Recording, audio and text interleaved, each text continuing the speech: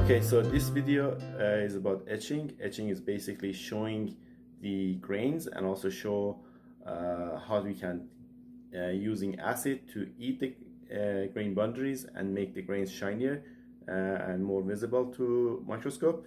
And also we're going to talk about two different methods, one that I use and one that Steven used. So both result in the same kind of images, but just different procedures. All right, enjoy the video. All right, we have our polished piece now. Like I said, the mirror finish needs to be removed. We've got to etch it with some acid. Mal. Yes. Can you tell me what's more reactive, a grain or a grain boundary? Grain boundaries. You got it. And so if I put the acid on there, the grain boundaries are going to corrode first. That's what we want. Yeah. The grain boundary corroding will allow us to see the grain itself.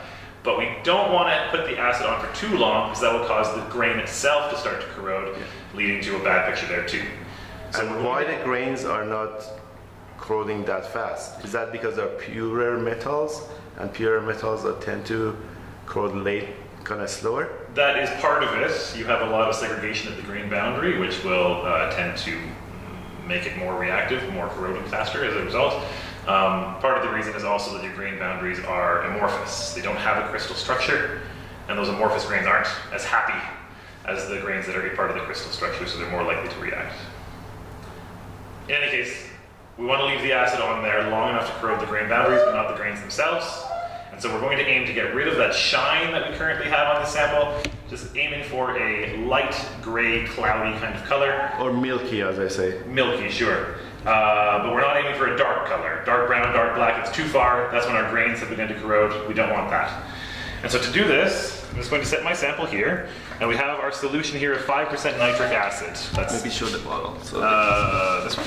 no, the acid bottle. Oh, sure. 5% nitric acid in methanol, also known as nitol, probably the most common etchant for metallography. I'm going to show you two methods here because there are different ways to do this. One common way is to use a Q-tip looking thing like this. We dip it in the acid and apply it directly to our sample.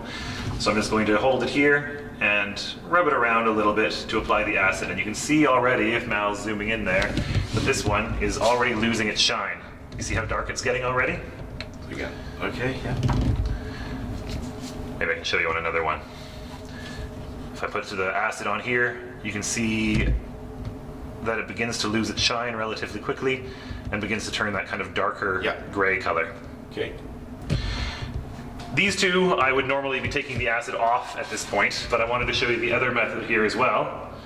And so another way to do it, which is perhaps slightly faster, but perhaps less accurate or precise, is I can just take some of this nitric acid here and spray it directly on the surface. I want to aim to cover the entire surface so I get a uniform etch to this, and at this point I'm just watching these two samples that remain and looking to see how cloudy they're getting. At this point it looks like they're cloudy enough.